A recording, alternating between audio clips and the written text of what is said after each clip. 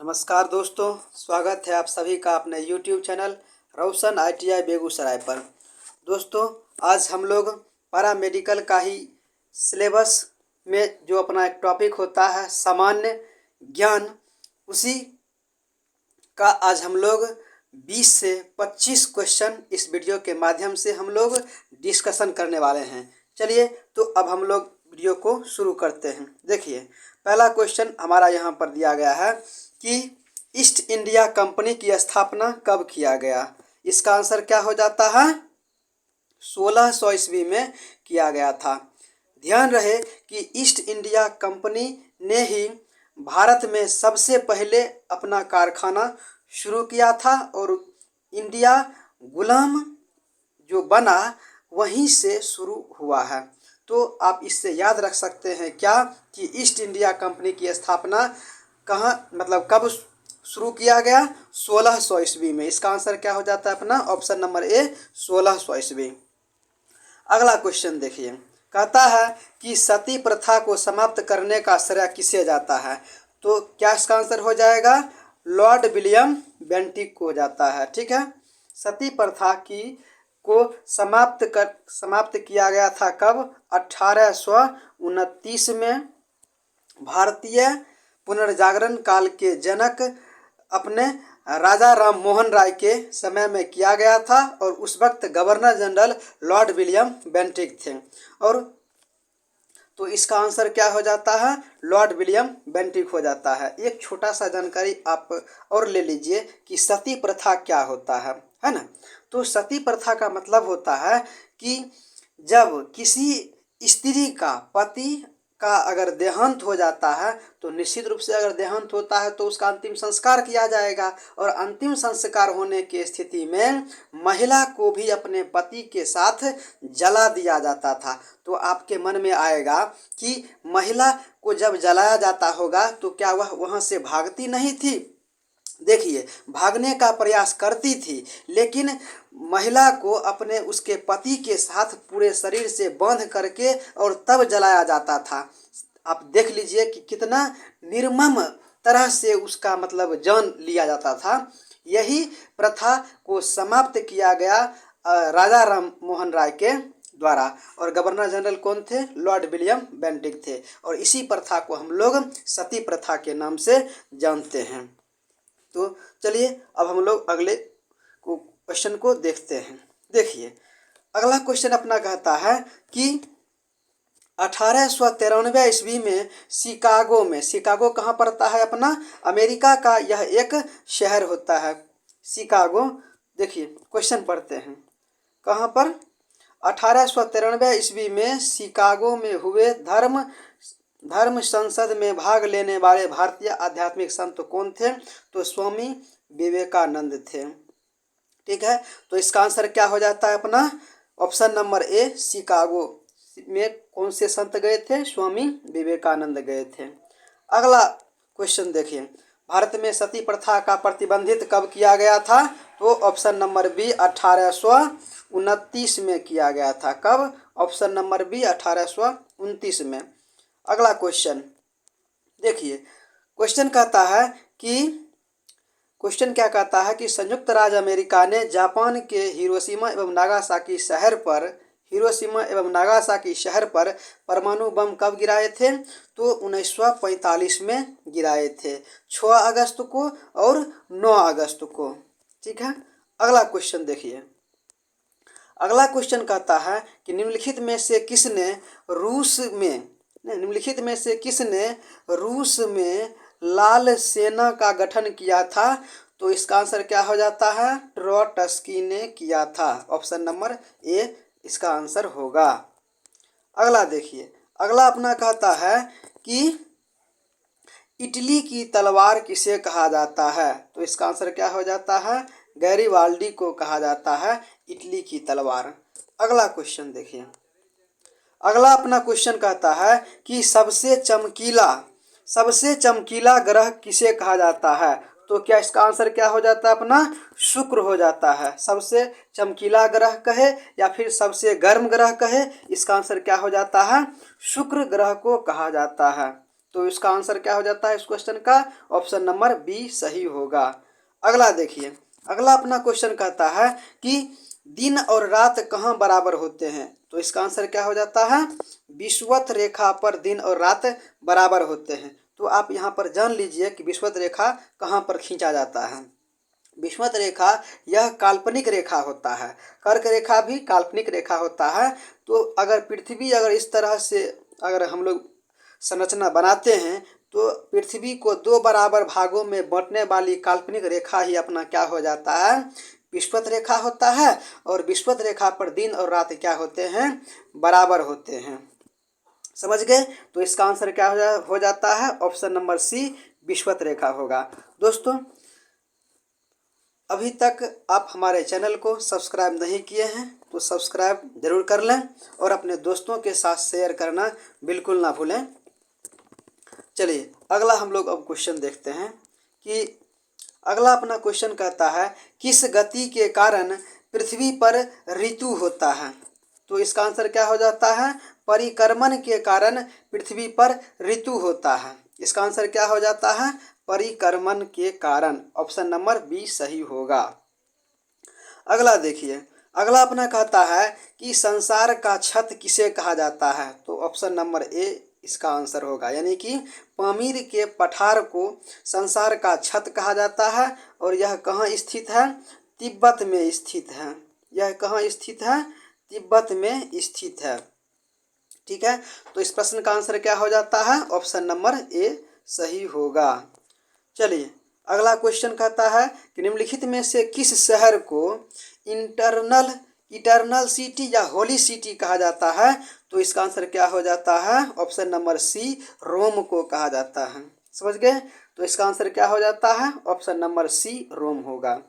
अगला क्वेश्चन देखिए, विश्व का सबसे बड़ा प्रायद्वीप कौन सा है? इसका आंसर क्या हो जाता है? अरब प्रायद्वीप होता है। आगे देखिए, भारत का पिट्सबर्ग किस शहर को कहा जाता है? तो इसका आंसर क्या हो जाता है? जमशेदपुर को कहा जाता है। पिट्सबर्ग का मतलब होता है कि वैसे जगह जहां पर लोहा संबंधित काम बहुत ही व्यापक रूप से होता हो, उसी को हम लोग पिट्सबर्ग कहते हैं। पिट्सबर्ग यह अमेरिका का एक जगह होता है और वहीं पर क्या होता है कि लोहा से संबंधित ज़्यादा से ज़्यादा काम होता है। उसी प्रकार इंडिया में भी अपना जमशेदपुर में लोहा से रिलेटेड बहुत सारा काम होता है, इसीलिए भारत का पिट्सबर्ग जमशेदपुर को कहा जाता है। तो इसका आंसर क्या हो जाता है? ऑप्शन नंबर सी होता है। आगे देखिए, अगले अपना कहता है कि हीराकुंड बांध किस नदी पर बनाया गया है? ठीक है, तो हीराकुंड बांध महानदी पर बनाया गया है। ठीक है, तो हीराकुंड बांध किस राज्य में स्थित है? उड़ीसा राज्य में स्थित है। ठीक है, किस राज्य में स्थित है? उड़ीसा राज्य में स्थित है। तो इसका आंसर क्या हो जाता है? महानदी। ऑप्शन नंबर सी सही होगा। आगे देखिए, अगला क्वेश्चन कहता है कि निर्विरोध चुने जाने वाले राष्ट्रपति कौन हैं? निर्विरोध चुने जाने वाले राष्ट्रपति कौन हैं? तो इसका आंसर क्या हो जाता है? नीलम संजीव रेड्डी निर्विरोध चुने जाने वाले राष्ट्रपति होते हैं। निर्विरोध का मतलब होता है कि इनके विरोध में कोई भी प्रत्याशी अपना चुनाव लड़ने नहीं आया और अकेले यह खड़ा हुए मैदान में और एक छत्र रूप से इन्होंने चुनाव में मत हासिल कर लिया। वही क्या हो जाता है? निर्विरोध होता है। तो निर्विरोध चुने जाने वाले राष्ट्रपति कौन है? नीलम संजीव रेड्डी हैं। चलिए अगला हम लोग क्वेश्चन देखते हैं कि संविधान सभा की प्रथम बैठक कब हुई थी? तो इसका आंसर क्या हो जाता है? 9 दिसंबर 1946 को संविधान सभा की पहली बैठक हुआ था। दूसरी बैठक कब हुआ था? 11 दिसंबर 1946 को। और तीसरी बैठक कब हुआ था? 13 दिसंबर 1946 को। तो इस क्वेश्चन का आंसर क्या हो जाता है? ऑप्शन नंबर ए सही होगा, 9 दिसंबर 1946 को। देखिए अभी हम आपको जितना क्वेश्चन बतला रहे हैं, आप निश्चित रूप से कॉपी कलम लेकर के इस क्वेश्चन को आप लिखें और अपने मन से या फिर हम जो आंसर बता रहे हैं उसको एक बार लिख लें और आप निश्चित रूप से इसको याद कर लें, तो आपको परीक्षा में ज़्यादा से ज़्यादा आपको फ़ायदा मिलने वाला है। तो आप देखें भी और लिखते भी चलें। चलिए आगे देखते हैं। आगे अपना कहता है कि लोकसभा की अधिकतम सदस्य संख्या हो सकती है, तो कितना हो सकता है? 200 सॉरी क्या हो सकता है? 552 हो सकता है। इसमें मज़ेदार बात यह होता है कि 550 सांसद हम लोग चुन करके दिल्ली भेजते हैं और 2 सांसद राष्ट्रपति महोदय अपने मन से मनोनीत कर देते हैं। हालांकि मनोनीत करने का विषय अलग तरीके से होता है, लेकिन 2 सदस्य का राष्ट्रपति महोदय मनोनीत कर देते हैं और 550 सदस्य हम लोग मतदान के माध्यम से चुन करके उनको दिल्ली भेजते हैं। ठीक है, तो अधिकतम कितना हो सकता है? 550 और 5 और 2 बराबर कितना हो जाता है? 552 होता है। तो इस प्रकार से इस क्वेश्चन का आंसर क्या हो जाता है? ऑप्शन नंबर डी 552 होगा। चलिए अगला क्वेश्चन हम लोग देखते हैं कि भारत कब गणतंत्र हुआ। तो भारत कब गणतंत्र हुआ? 26 जनवरी 1950 को भारत गणतंत्र हुआ और इसी दिन हमारा संविधान लागू हुआ था। ठीक है, चलिए अगला क्वेश्चन को देखिए। अगला अपना क्वेश्चन कहता है कि स्वतंत्र भारत के प्रथम प्रधानमंत्री कौन थे। तो क्या हो जाता है? पंडित जवाहरलाल नेहरू थे। तो आप कमेंट बॉक्स में बताएं कि स्वतंत्र भारत के प्रथम राष्ट्रपति कौन थे। आपको हिंट के लिए मैं आपको बतला दूं कि वह व्यक्ति बिहार से ही संबंधित हैं। चलिए अगला क्वेश्चन को हम लोग देख लेते हैं। देखिए, भारत में पहली पंचवर्षीय योजना कब शुरू किया गया था। तो कब शुरू किया गया था? 1 अप्रैल 1951 को शुरू किया गया था पहली पंचवर्षीय योजना। और पहली पंचवर्षीय योजना कृषि पर आधारित योजना थी और यह मतलब उतना सफल योजना नहीं था। अब आपके मन में होगा कि यह पंचवर्षीय योजना क्या होता है। तो देखिए, देश जब आज़ाद हुआ उस वक्त देश के सामने बहुत सारी समस्या खड़ी थी और उन सारी समस्याओं को किस तरह से निपटाया जाए और किस तरह से निपटाया जाए, इसी को मतलब एक प्लान के तहत निपटाया गया। उसी प्लान को हम लोग क्या कहते हैं? पंचवर्षीय योजना कहते हैं। और उस मतलब समस्या का निपटान अगले 5 वर्षों को ध्यान में रख करके किया गया, इसीलिए इसका नाम क्या हो गया? पंचवर्षीय योजना हो गया। तो पहली पंचवर्षीय योजना की शुरुआत कब किया गया था? 1 अप्रैल 1951 को। तो इसका आंसर क्या हो जाता है? ऑप्शन नंबर बी सही होगा। आगे देखिए, आगे अपना कहता है कि मानव विकास सूचकांक में शामिल किए जाते हैं जीवन, संभाव्यता, उसके बाद शिक्षा का स्तर, उसके बाद प्रति व्यक्ति आय। मतलब इसका आंसर क्या हो जाता है? ऑप्शन नंबर डी इनमें से सभी सही हैं। चलिए आगे देखते हैं। मानव विकास सूचकांक में शामिल किए जाते हैं, पीछे वाला ही क्वेश्चन यह रिपीट हो गया है। तो इसका आंसर क्या हो जाता है? ऑप्शन नंबर डी सही होगा। चलिए आगे देखिए। आगे अपना कहता है कि भारत में वैट कब से लागू हुआ। तो वैट कब से लागू हुआ था? 1 अप्रैल 2005 से। अब आप यहाँ देखिए क्या लिखा गया है? वैट का अगर फुल फॉर्म अगर पूछ लिया जाए तो क्या बोलना है? Value added tax. क्या होता है? Value added tax. और वैट कब से लागू किया गया था? 2005 से लागू किया गया था। आगे देखिए, आगे अपना कहता है कि स्पष्ट प्रतिध्वनि सुनने के लिए श्रोता एवं परावर्तक के बीच की दूरी होनी चाहिए। कितना होना चाहिए? 25 मीटर होनी चाहिए। कितना होना चाहिए? 25 मीटर होनी चाहिए। ठीक है, आगे देखिए। आगे अपना कहता है कि ऊष्मा का एसआई मात्रक क्या होता है। तो क्या होता है? इसका आंसर जूल होता है। चलिए आगे देखिए। आगे अपना कहता है कि आवृत्ति का मात्रक क्या होता है? तो हर्ट्ज होता है। ठीक है, आवृत्ति का मतलब होता है आवृत्ति यानी n बराबर 1/t होता है। ठीक है, मतलब कि 1 सेकेंड में जितना बार वह दोलन कर जाता है वही उसका क्या हो जाता है? आवृत्ति हो जाता है। तो इस प्रकार से हम इसका आवृत्ति भी निकाल सकते हैं, और आवृत्ति का मात्रक क्या होता है, हर्ट्ज होता है। चलिए अगला क्वेश्चन को हम लोग देखते हैं। देखिए यहाँ पर कहता है कि निम्नलिखित में से किस समूह की सभी राशियाँ सदिश है, तो ऑप्शन नंबर ए इसका सही आंसर होगा। तो आप इसको पता कैसे कर सकते हैं, तो इसके लिए आप एक छोटा सा ट्रिक लिख लें कि क्या होता है, विस्थापेबत्व न विस्था बे ब अधागुत्व अव न विस्था बे बत्व, विस्था से हो जाता है अपना विस्थापन, बे से हो जाता है वेग संवेग आवेग, ब से हो जाता है बल, और त्व से हो जाता है अपना त्वरण। तो देखिए संवेग है, त्वरण है और बल है ना। तो इसका आंसर इस प्रकार से आप क्या निकाल सकते हैं, ऑप्शन नंबर ए इसका आंसर सही होगा। चलिए अगले क्वेश्चन को हम लोग देख लेते हैं। अब एक प्रकाश वर्ष बराबर होता है, तो क्या होता है, एक प्रकाश वर्ष बराबर होता है 9.46 गुने 10⁻12 किलोमीटर होता है, और 9.46 गुने 10⁻15 मीटर भी होता है।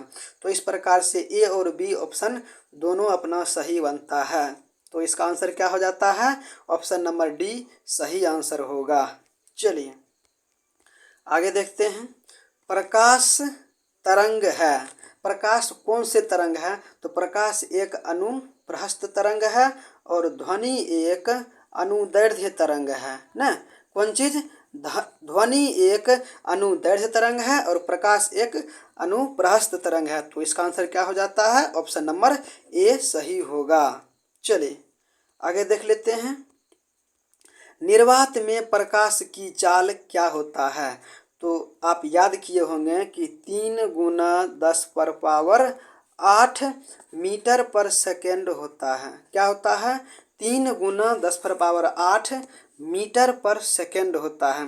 तो देखिए कहीं ऑप्शन है तो निश्चित रूप से यहाँ पर आपको खोजिएगा तो मिल जाएगा। अब देखिए यहाँ पर क्या है, मीटर में है और यहाँ किलोमीटर में है, यानी कि क्या होता है कि किलोमीटर में करते हैं तो यहाँ से अपना 3 पावर का 3 जो 10 पावर है वह घट जाता है, तो 5 गो शून्य हो जाएगा।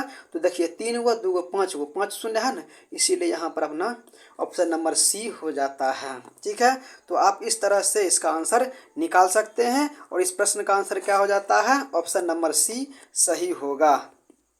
चलिए अगला क्वेश्चन को देखते हैं। तो देखिए यहाँ पर कहता है कि न्यूनतम संभव तापमान कितना होता है, तो -273 डिग्री सेल्सियस न्यूनतम संभव तापमान होता है। न्यूनतम संभव तापमान का मतलब होता है कि वैसा तापमान जिसके बाद हम तापमान और उससे भी ज़्यादा हम कम तापमान को नहीं रख सकते हैं, मतलब कम से कम तापमान, इसके बाद हम उस पर नहीं रख सकते हैं। देखिए 0 से ज्यों ही आप 0 पर आइएगा तो बर्फ़ बन जाता है, तो 273 उसमें भी माइनस में चला जा रहा है। ठीक है ना, तो आप कल्पना भी नहीं कर सकते हैं कि उसका मतलब तापमान क्या होने वाला होगा। सो ठीक है, तो आप यहाँ से देख सकते हैं क्या कि न्यूनतम संभव तापमान क्या होता है, -273 डिग्री सेल्सियस इसका आंसर होता है। चलिए अगला क्वेश्चन को देखिए। अगला अपना कहता है कि मानव शरीर का तापमान क्या होता है, 37 डिग्री सेल्सियस भी होता है और 98.6 फ़ारेनहाइट भी होता है। तो इस प्रकार से आप यहाँ देख सकते हैं कि इसका आंसर क्या हो जाता है, ऑप्शन नंबर ए और बी यानी कि डी ऑप्शन इसका आंसर हो जाएगा। चलिए आगे देख लेते हैं हम लोग। शुद्ध जल का पीएच मान कितना होता है, तो क्या होता है, 7 होता है, इसीलिए यह उदासीन होता है। क्या होता है, उदासीन होता है। 7 से अगर अधिक होता है तो वह क्या होता है, क्षारीय होता है, और 7 से अगर कम होता है तो वह अम्लीय होता है। यह तो आप पढ़े होंगे। चलिए आगे हम लोग अब देख लेते हैं। आगे अपना कहता है कि बताइए प्रकाश वर्ष इकाई है, किसकी इकाई है, प्रकाश वर्ष दूरी का मात्रक होता है। ठीक है, तो चलिए आगे देख लेते हैं। देखिए दोस्तों यही रहे कुछ आज का मोस्ट इम्पोर्टेंट क्वेश्चन, जो कि आपको परीक्षा के दृष्टिकोण से अति महत्वपूर्ण है और आपको इन सारे क्वेश्चन को निश्चित रूप से एक बार ध्यान में रख करके ही एग्जाम में जाना है। तो उम्मीद करते हैं कि यहाँ तक मेरा यह वीडियो आपको अच्छा लगा होगा, और अच्छा लगे तो एक बार लाइक ज़रूर करें। और अभी तक आप हमारे चैनल रोशन ITI बेगूसराय को सब्सक्राइब नहीं किए हैं तो सब्सक्राइब ज़रूर कर लें, और अपने दोस्तों के साथ शेयर करना बिल्कुल ना भूलें। मिलते हैं अगले के वीडियो में, तब तक के लिए धन्यवाद।